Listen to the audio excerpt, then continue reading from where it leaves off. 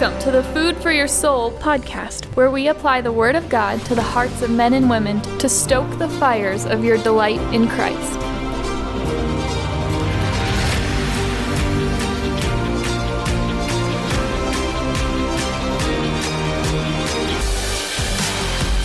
It's time now to move on to part 2 of this study, the miracle cures, the 3 spiritual miracle cures. There's 3 spiritual causes, root causes for anxiety. One of them is obvious, the other 2 might surprise you, and Scripture gives a miracle cure for each one of the 3.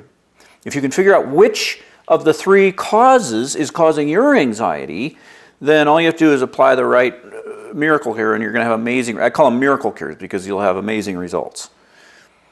The most obvious spiritual cause for anxiety is unbelief, not trusting God. The obvious cure for that is trusting God. That's obvious enough. How to increase your trust in God, not as obvious. We'll get to that. We'll cover that in part 4 of this study. Another cause of anxiety is pride. When you have a God complex, like I need to control the universe, I need to control everything around me, that'll cause a ton of anxiety. If that's the cause of your anxiety, then you'll be amazed how just some of the most basic steps toward humility will lift the pressure in your heart of that anxiety. The surprising cause for anxiety that you might not have considered before, the third one, is greed. And the miracle cure for this one is gratitude. That's the one we're going to look at today. So let's go back to the passage that we've been studying, Philippians 4:6, don't be anxious about anything. In this verse, you might have expected it to say, don't be anxious about anything, but in everything, present your requests with faith, right? But instead it says, present your requests with thanksgiving. Don't be anxious about anything, but in everything, by prayer and petition, with thanksgiving, present your requests, or make your requests known to God. So faith is obviously crucial, but without gratitude, it's not enough. Because anxiety is mostly an emotional problem. And so it calls for an emotional cure.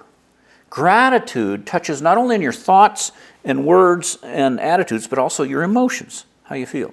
You cannot feel anxiety and gratitude at the same time for the same issue. One will drive the other out. And that's confirmed by research, by the way. There's tons of studies on gratitude. The world has caught on to how important gratitude is. In one study, subjects were asked to make a list of things for which they're thankful, just write them out in a list. And after just doing that simple exercise, just writing the list, they reported higher levels of alertness, enthusiasm, determination, optimism, and energy than the control group that didn't write the list. They were also less stressed and less depressed and more likely to help other people. The effect of gratitude on your body is exact opposite of what anxiety does to your body. When you feel thankful, they can hook you up to sensors, the pleasure sensors of your brain just light up and start dishing out all kinds of brain candy, dopamine and oxytocin and all the pleasure hormones. And those pleasure hormones reverse the effects of the stress hormones. They do the exact opposite of what the stress hormones do to your body. And it's good for you. It's healthy. According to the Mayo Clinic Health System, quote, feeling thankful can improve sleep, mood, and immunity. Gratitude can decrease depression, anxiety, difficulties with chronic pain, and risk of disease. There's a guy that's done tons of work on studying anxiety, Robert Emmons. He's just written extensively on it, and his studies have shown that thankfulness has one of the strongest links to what he calls mental health and satisfaction with life than any other trait, even more than optimism, hope, or compassion. Gratitude is the most important. Grateful people experience higher levels of joy, enthusiasm, love, happiness, optimism. Gratitude prevents harmful attitudes such as envy, resentment, greed, and bitterness. Grateful people can cope more effectively with everyday stress They show increased resilience in the face of trauma-induced stress and recover more quickly from illness. Students who, in another study, students received text reminders about gratitude, and those students reported higher levels of academic focus in class and greater ability to remain resilient when confronted with obstacles to learning. In another study, students were asked to just keep a gratitude journal, and the result of that was they reported 25% higher levels of happiness than the control group. They also gained 30 minutes more sleep per night and exercised 33% more each week than the people not doing the gratitude journals. I don't know why, but they exercise more. People with high blood pressure had up to 10% reduction in systolic blood pressure. They also had increased levels of energy, alertness, enthusiasm, better sense of closure for traumatic memories, increased health, heart health, more satisfying relationships, and a greater sense of purpose. If there were a pill that could do half of this, everyone would be taking it, right? It would be the biggest selling drug ever. Gratitude is incredibly healthy for your body and for your mind. But all of that I just mentioned, all the physical and emotional benefits that come from gratitude, all of that is the tip of the iceberg compared to the real value. What's really important are the spiritual rewards that come from gratitude. But to get to those, it's crucial to understand exactly what gratitude is. The studies on gratitude are actually kind of patchy. They reflect averages. All those things I told you reflect averages. But in each study, there were subjects in the gratitude group that didn't get any of those benefits. For example, gratitude journals work wonders for most people. But for some people, they do nothing. Nothing. If gratitude is really a miracle cure, why are the results so hit and miss in the studies? The answer is because not everyone who says thank you is actually grateful. So what is gratitude? For such a commonplace experience, gratitude is surprisingly hard to define. I don't know if you've ever tried to just think of a definition. How would you define gratitude without using any form of the word gratitude or thankfulness? Yeah, as soon as you say, all that is, and that's what the dictionaries, you look up in the dictionaries, they say gratitude, that's thankfulness. You look up thankfulness, what is that? Oh, it's gratitude. And it's just a circular definition, it's just a synonym, that's not a definition. The world does not know what gratitude is. And so when they do those studies, the reason they say, well, write down a bunch of stuff you're grateful for, whatever. Some of those people doing that are actually grateful. Other people are not grateful, and so that's why there's mixed results. There's a whole chapter in the Bible designed to teach us about gratitude. It's Psalm 100, and it describes itself in the very first line as a psalm for giving thanks. Okay, so if we want to know what gratitude is, let's just go to Psalm 100. And I'll read it. Psalm 100, verse 1. A psalm for giving thanks. Shout for joy to the Lord, all the earth. Worship the Lord with gladness. Come before him with joyful songs. Enter his gates with thanksgiving and his courts with praise. Give thanks to him and praise his name. For the Lord is good and his love endures forever. Now that psalm shows three crucial components to gratitude. All three have to be there or it's not gratitude. Gratitude is relational, emotional, and verbal. Okay, so let me just go through those three. Relational. The target of the psalmist's gratitude is not the gift, it's the giver. This is very important. The whole psalm is about giving thanks to the Lord. Thanks to the Lord. You say, well, isn't that obvious? It's not obvious. It's not obvious at all to the world. You picture a family sitting around a Thanksgiving meal, taking turns expressing gratitude, and what does everybody say? Oh, I'm thankful for my family. I'm thankful for my good health. I'm thankful for my home. I'm thankful for to live in this country, whatever. All of those are incomplete sentences. The question is, you're thankful for that stuff. Thankful to whom? Thankful to whom? If you can't answer that question, you're not thankful. Thankful for is meaningless without thankful to. A lot of people think they're being thankful when they acknowledge just the positive realities in their life. Oh, I've got good health, I've got money, and they think that when they say, I'm thankful for my family, that's gratitude. But when people say that, especially people in the world say that, all they really mean when they say, I'm thankful for my family, is, I'm glad I have my family. I like having my family. That's all they're saying. Now, is it healthy to review the things in your life that you like? Sure. Yeah, that's good. Is it gratitude? Would you consider a child thankful, a little kid thankful, if he grabbed a gift out of your hands and enjoyed it with his back to you and never acknowledged you as the giver? Would you say, oh, that's a thankful kid? No. Remember when Jesus healed the 10 lepers in Luke 17? It says this in verse 14. As they went, they were cleansed. One of them, when he saw he was healed, came back praising God in a loud voice. Jesus asked, were not all 10 cleansed? Where are the other 9? Now, what does that imply about the one compared to the other 9?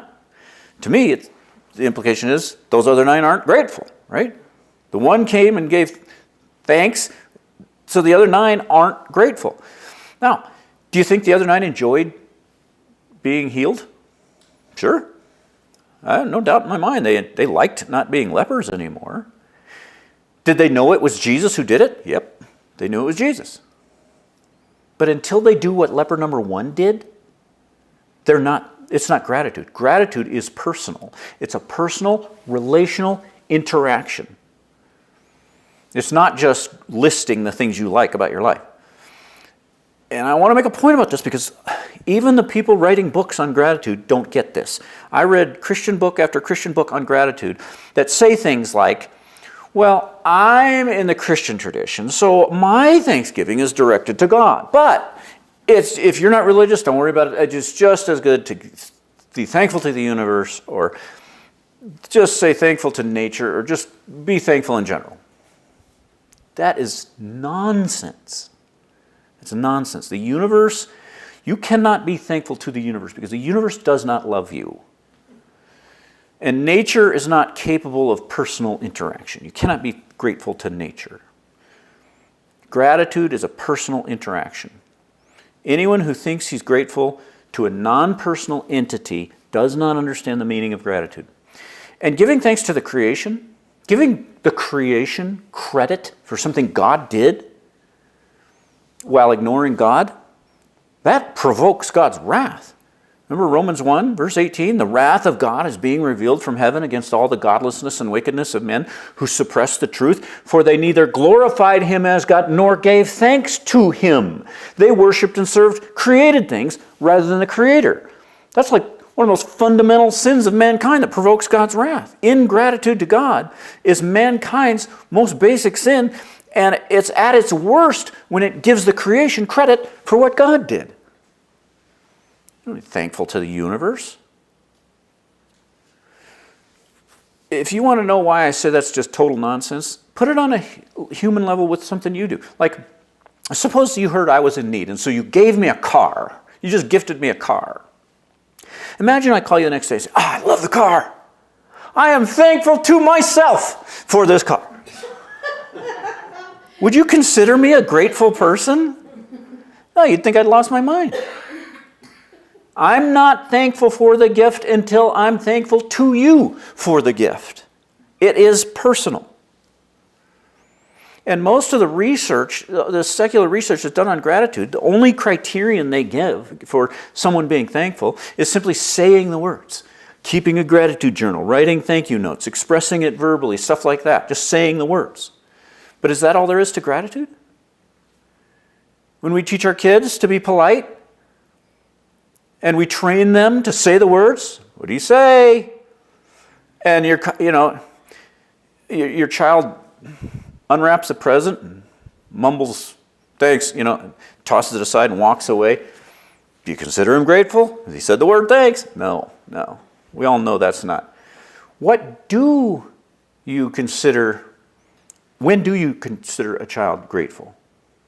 How about when you give him a gift? He sees what it is. he drops it and runs and gives you the tightest hug he can muster. The genuineness of his gratitude is measured not by the number of words or the enjoyment of the gift, but by the tightness of the hug. Gratitude is always relational. No hug, no gratitude. Of course, I'm not talking, it doesn't have to be a literal hug, but it does have to be the emotional equivalent. Gratitude is personal and relational, or it's not gratitude. And the reason gratitude must be relational is because the object of the gratitude is not the gift, it's the love and kindness behind the gift that motivated the gift. That's the object of the gratitude. You go back to that Psalm 100, the Thanksgiving Psalm. Give thanks to him and praise his name, for his love endures forever. That's why you give thanks, because of his love. That's not the only time you read that in the Old Testament. You know, that is one of 20 times in 5 different Old Testament books that I found where we read this phrase, give thanks to the Lord for his love endures. Give thanks because his love. The object of gratitude is not the gift. The object of gratitude is love behind the gift. That's what you're enjoying. If, suppose it's the other way around. Suppose I gave you a car as a gift. But you found out I didn't want to. I was forced to do it against my will. Would you be thankful to me? What if you discovered I only gave you that car because I hate you and it's a lemon and I hoped it would cause you trouble? Would you be thankful? No. Why? Because the object of gratitude is not the gift. It's the love or the kindness behind the gift. If there's no love or kindness behind the gift, then there's nothing to be grateful for. So go back. You imagine a little girl. She's giving her daddy the tightest hug she can manage. And you can even see the little muscles in her arms just straining as she embraces him with all her might. She's so thankful. And at her feet is this gift that she had just opened from him. Beautiful scene, right? But let me ask you, why is that little girl so happy? I mean, sure, she got a gift, one gift. But how many wonderful things did she not receive? How many? Billions, right? Billions of good gifts she did not receive. So why is she happy instead of miserable? Well, it's because her attention isn't on what she didn't receive. It's on what she did receive, right? Gratitude is receptivity and responsiveness to the giver's love or kindness. And that, in order to do that, that involves a kind of submissiveness to the way the giver chose to express his love. You understand what I'm saying? If you move into a new house and your neighbor shows up with a plate of cookies, to enjoy that gesture, you have to submit to the way they wanted to express their kindness to you. They chose cookies. If you can't appreciate that because you had your heart set on brownies, you're going to miss the whole thing. You're going to miss the whole joy of receiving their kindness, right? But if you accept the giver's way of expressing kindness to you, then that gift can make your day, even if you hate cookies, right? If you ignore the giver altogether, fixate on the gift itself, you're going to inevitably compare it to other gifts that you might have liked more, and that generates a greedy heart that can never be satisfied because it's always looking at what it doesn't have instead of what it does have. Greed will always, always make you miserable because no matter how much love God gives you, you're going to be looking at what he didn't give you, and there's always countless things he didn't give you. And so you're just always going to be miserable. Focusing on what has been given, on the other hand, forces you to look at God's love. It alerts you to God's love. Focusing on what you haven't been given makes you feel unloved. This goes all the way back to the origin of human sin. Wasn't the very first temptation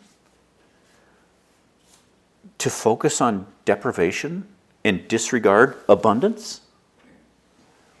The forbidden tree in the Garden of Eden was where in the garden? In the middle. Right? It's in the middle of the garden, which means Adam and Eve had to walk past all the countless trees that God had given them to eat from in order to get to the one that was forbidden. When ingratitude invades your heart, it won't matter how many blessings God showered on your life. You'll only be able to see what He didn't give, which makes happiness impossible. The serpent tempted Eve by turning her attention to what God had not given her, and not only that, but suggesting the reason God is holding out on you here is because there's this good thing that He doesn't want you to have. What's He doing? He's calling into question God's love. And once God's love is in doubt, we're vulnerable to every kind of spiritual attack. If Eve had turned her attention to all the other trees that she had been given, then God's love would have been absolutely undeniable, right? There's no way she could walk through that garden and question God's love if she looked at what he'd given. But instead, she fixes her tunnel vision on what was forbidden, and now she's vulnerable to deception because she's wondering about God's love. So, all that under the heading, gratitude has to be relational. It is relational. Second component of gratitude that's obvious in Psalm 100 is that it is emotional. It's emotional. Remember I said anxiety is an emotion and it has to be cured with another emotion. So notice how much emotive language permeates the Psalm 100. I'll just read some parts of it. A psalm for giving thanks. Shout for joy. Worship with gladness. Come before Him with joyful songs. Enter His gates with thanksgiving and His courts with praise. Give thanks to Him and praise His name. That's a lot of emotion. And that's not just Psalm 100. Wherever thanksgiving appears in Scripture, you're always going to see it in the context of joy. Gratitude goes beyond mere acknowledgement of God's love to enjoyment of God's love. If someone expresses love to you through a gift, the most significant thing they gave you wasn't the gift, right? It was the love. If that love means nothing to you, you're not grateful. If the love means nothing to you, then you're not grateful. This is why counting your blessings or keeping a gratitude journal may or may not bring you joy. The joy comes not from just knowing about God's love. The joy comes from enjoying God's love. Ingratitude is emotional deadness to the giver. Gratitude is emotional responsiveness to the giver's love. You can count your blessings till you're blue in the face. If you haven't had a personal interaction between you and God involving your emotions, you're still not grateful. So, gratitude is relational and it's emotional. And then thirdly, it's verbal. Gratitude is more than words. It's not less than words. It's not enough to merely enjoy God's love.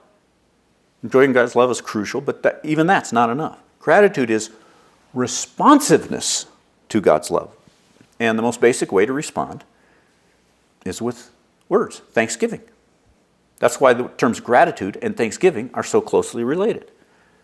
It matters what you say. It matters what comes out of your mouth.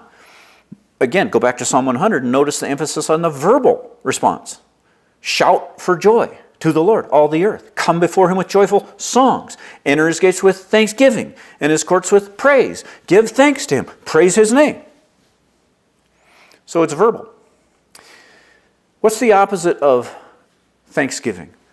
Wouldn't it be grumbling? Complaining is the opposite. And complaining is sin. Philippians 2:14. Do everything without complaining or arguing. Strictly forbidden. We're not allowed to grumble or complain as Christians. There are times when it's necessary to speak about your hardships. But when it comes from a griping, muttering, negative attitude, that's complaining. Okay?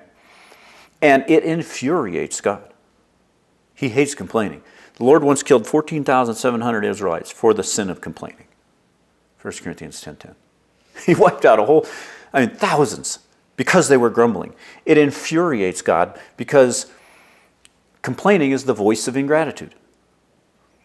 And ingratitude is, like I said before, one of mankind's most fundamental evils, Romans 1:21. And we do this all the time.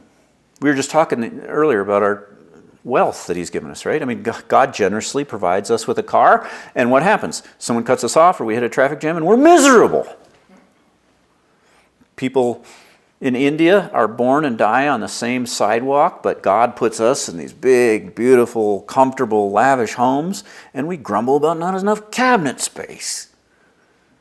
We eat like kings, and then we grouse about the waiter being slow to refill our drink. God gave us eternal life. Complain about a stuck zipper. What is it that we think we deserve?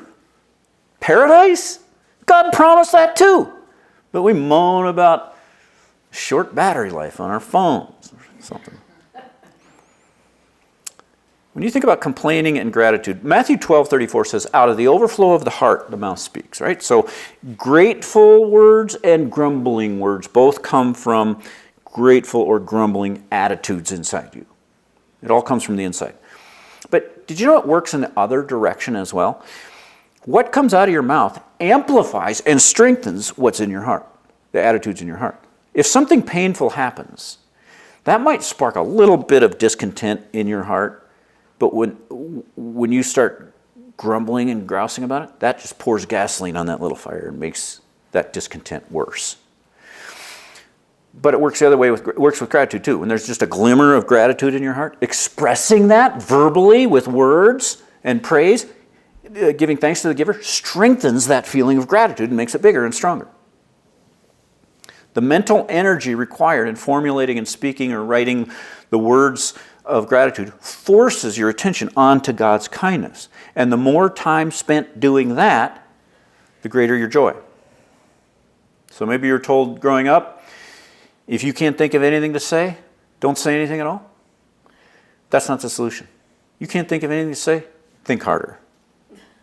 Think harder, because there's plenty good that God has given you. So that's just a quick description of the meaning of gratitude. Okay, godliness training exercises. I've got 5 of them for this session. Number 1, every day use words to express your gratitude to God, whether verbally or in writing, and remember to focus not just on the gift, but on the kindness or the love behind that gift that motivated that gift. So, Thanksgiving, express your love each day. Number 2, be alert for instances where you might naturally miss a gesture of God's love because you had your heart set on brownies instead of cookies, some other gift instead of the gift He gave. Watch for examples of those. Try to train yourself to see when that happens. And compile a list over the course of, say, 3 days. And make an effort to enjoy the love expressed by those cookies that you got. They weren't brownies, but they were God's way of expressing His love. And so enjoy that. Okay? Try that. Number 3, about complaining. Very often we don't even notice our own complaining. So ask the people around you, what do I tend to grumble about and complain about? And you might have to ask them, okay, point it out to me when I do it, because otherwise it won't work. When it's happening, point it out to me so I can kind of learn, and that might help. Okay, number 4, based on your complaining, the kinds of things you tend to complain about, make a list of areas of ingratitude in your heart. Like, okay, if I grumble about those things, that's because I'm ungrateful in those areas. And you can kind of pinpoint areas where gratitude is missing. And you're probably grateful for lots of things, but not those things. And so those areas are where there's a problem with ingratitude. And give some thought then to how to replace those pockets of ingratitude with gratitude.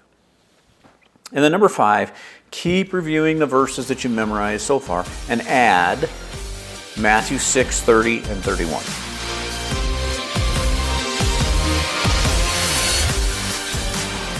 Thank you for listening. We pray these principles from the Word of God are helping you find the peace of God as you draw nearer to the God of peace. Please remember to pray for this ministry, and remember that we're a crowd-funded ministry, so every gift helps. Just go to treasuringgod.com. Until next time, rejoice in the Lord always, and set your mind on things above, where Christ is seated at the right hand of God.